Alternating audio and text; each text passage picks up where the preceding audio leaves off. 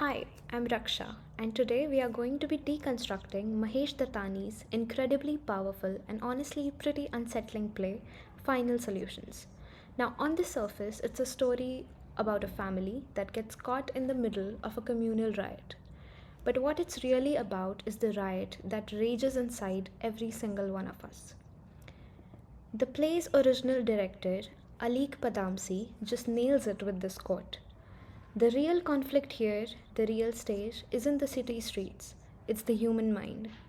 The mob you see outside is really just a mirror reflecting all the paranoia, the prejudice, and the hate that we keep locked away inside. Okay, so if these demons are inside all of us, what is it that finally breaks the chains? What lets them loose on the world? Well, using Dattani's play as our guide, that's exactly what we are going to dig into. To really get a handle on the mob, Dattani does something brilliant. He gives it a voice and a body. He calls it the chorus. Now, if you are thinking of Greek tragedy, you're on the right track. But this is more than just a narrator. The chorus is the physical embodiment of a collective mind, and it shows us how individual people can just dissolve into something else entirely. Let's just break this down. An individual, they have a conscience, right? A sense of reason, a unique identity. But the moment they join the mob, they become part of what the play calls a seething whole.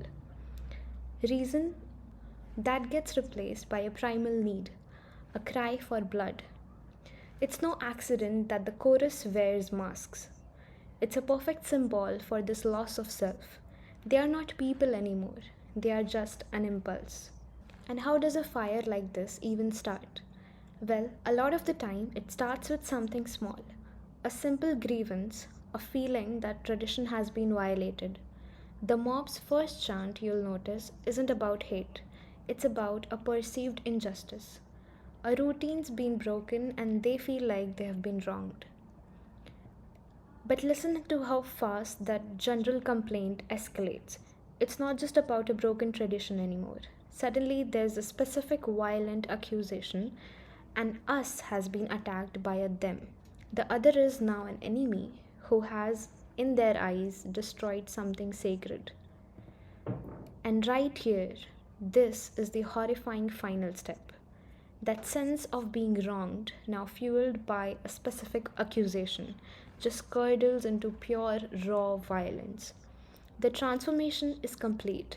The group has gone from feeling slighted to demanding death. But this kind of raw hatred, it doesn't just pop out of thin air.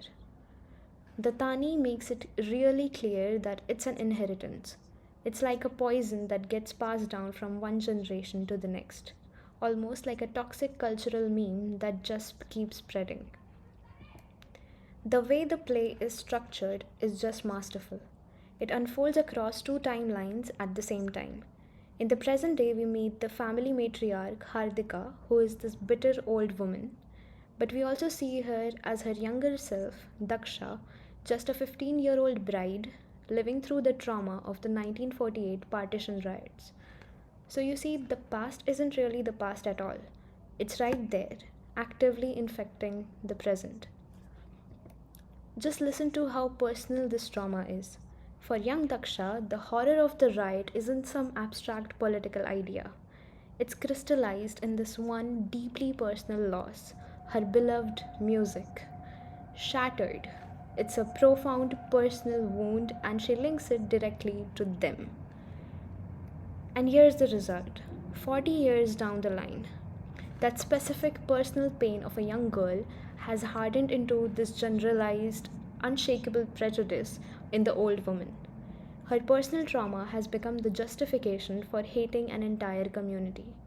She's carried that wound with her for her entire life, never ever letting it heal. So, all this inherited hatred, it all comes to a boiling point in the present day. Two young Muslim men, Bobby and Javed, are running from the mob and they end up seeking refuge in Hardika's family home. And this forces the family into an absolutely impossible choice between their own safety and their own conscience. At first, the father, Ramnik, he takes a stand. He's the voice of individual conscience here, you know, the moral need to protect the innocent, even if it means putting himself at risk. It's a moment of pure, unshakable principle.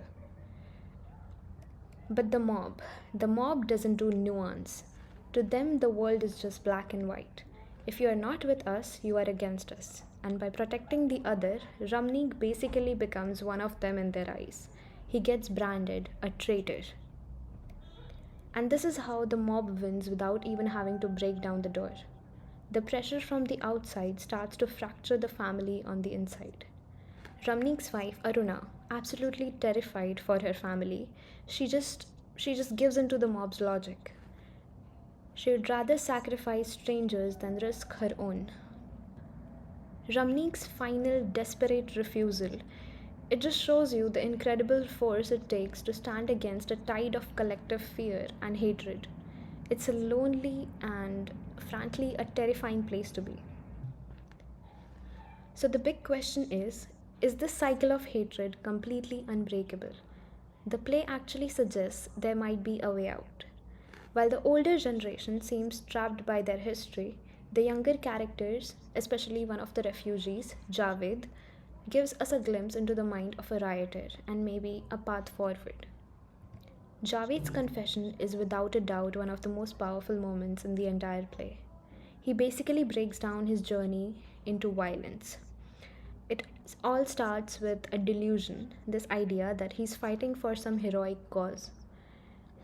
Then comes what he calls the carnival, the intoxicating, liberating thrill of pure destruction. But it always ends with the crash.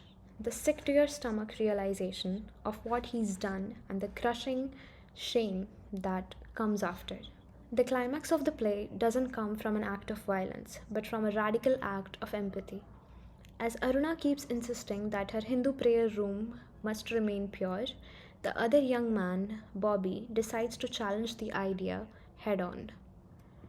Now, this is a shocking, totally transgressive act. He, the outsider, the one they see as unclean, dares to touch their most sacred object. You can just feel the entire family hold its breath, probably expecting the sky to fall. And in that moment, the play makes its most profound point. Nothing happens. The ideal doesn't shatter, the world doesn't end. Bobby shows them that the God they worship is so much bigger than their small human prejudices. This one act argues that real sacredness isn't about ritual purity, but about recognizing our shared, tolerant humanity. The play's title, Final Solutions, is a deliberate and chilling callback to the Nazi plan, reminding us exactly where this kind of collective hatred can lead. And just when we think there might be a glimmer of hope, maybe a little understanding, Dattani delivers one last, absolutely devastating blow. In the final moments, Ramnik confesses the family's original sin. The very shop that provides their livelihood was in fact stolen. They were the ones who set the fire, blamed it on the riots, and then bought the property for next to nothing from the family of Daksha's childhood friend. Their entire history is built on the exact crime they have been projecting onto others all along. And so we end up right back where we started. The play doesn't offer any easy answers, no final solution. It just forces us to look in the mirror, and it shows us that the line between victim and the perpetrator, between us and them, is terrifyingly thin. So the ultimate question it leaves us with isn't how to defeat the mob out on the street, but how to face the one that lives inside our own hearts. Thank you.